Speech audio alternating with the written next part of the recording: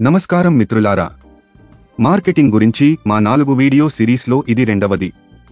ఈ వీడియోలో మేము మీ ఉత్పత్తి ధర గురించి మాట్లాడుతాము. ఇది మొదటిసారి మార్కెట్లోకి ప్రవేశించడానికి కీలకం. పీనట్ బటర్ తయారీదారులు తమ ఉత్పత్తుల ధరలను ఎలా నిర్ణయించారో చూద్దాం. ధరలలో విస్తృతమైన వ్యత్యాసాన్ని మీరు గమనించారా? కొంతమంది ఆటగాళ్లు ప్రీమియం ధరను ఎందుకు పొందవచ్చు, మరికొందరు చాలా తక్కువ వసూలు చేయవచ్చు. ఈ వీడియో ముగిసే సమయానికి ఈ ఆటగాళ్ల ధర ఎందుకు భిన్నంగా ఉందో మరియు మీ ఉత్పత్తికి మీరు ఎలా ధర నిర్ణయించాలో మీకు అర్థమవుతుంది. సాధారణంగా ఉపయోగించే మొదటి 2 ధరల వ్యూహాలు ధరతో పాటు ధర మరియు విలువ ఆధారిత ధర. మొదటిది కాస్ట్ ప్లస్ ప్రైసింగ్. లాభాల మార్జిన్ను నిర్ధారించడానికి వస్తువుల ధరకు మార్కప్ను జోడించడం ఇందులో ఉంటుంది.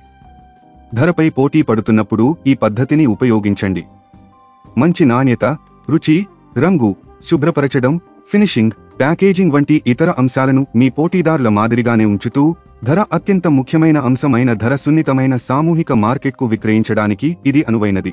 ఉదాహరణకు, 1 కిలోగ్రాము పీనట్ బటర్ విలువ జోడింపు ఉత్పత్తికి ఉత్పత్తి వ్యయం ₹109 అయితే మీ పోటీదారులు కిలోకు ₹280 కంటే తక్కువకు విక్రయించడం లేదని భావించి మీరు మీ ధరను కిలోకు 55% నుండి 65% మార్జిన్ అంటే ₹280 వద్ద నిర్ణయించవచ్చు.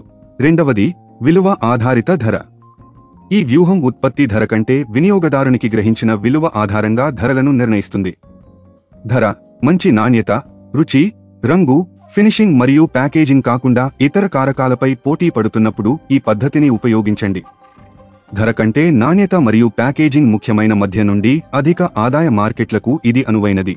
ఉదాహరణకు, 1 కిలోగ్రాము పీనట్ బటర్ విలువ జోడింపు ఉత్పత్తికి ఉత్పత్తి వ్యయం ₹280 అయినప్పటికీ మంచి నాణ్యత, రంగు, రుచి, ఫినిషింగ్ మరియు ప్యాకేజింగ్ వంటి ఉన్నతమైన నాణ్యత కోసం ప్రీమియం వసూలు చేయడానికి మీరు మీ ధరను కిలోగ్రాముకు ₹300 నుండి ₹350 వరకు నిర్ణయించవచ్చు.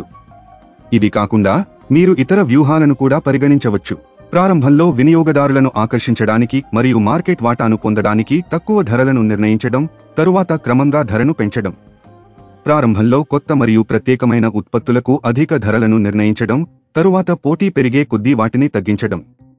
ఒక ఉత్పత్తిని చౌకగా కనిపించేలా చేయడానికి ₹100కు బదులుగా ₹99కు సెట్ చేయడం వంటి మానసిక ధరలను ఉపయోగించడం. అనేక ఉత్పత్తులను కలపడం మరియు ప్రతి ఉత్పత్తిని ఒక్కొక్కటిగా కొనుగోలు చేసిన దానికంటే తక్కువ ధరకు కట్టను అందించడం. ప్రీమియం నాణ్యత లేదా ప్రత్యేకతను సూచించడానికి పోటీదారుల కంటే ఎక్కువ ధరలను నిర్ణయించడం. మార్కెట్ డిమాండ్, పోటీ మరియు ఇతర బాహ్య కారకాల ఆధారంగా ధరలను నిరంతరం సర్దుబాటు చేయడం.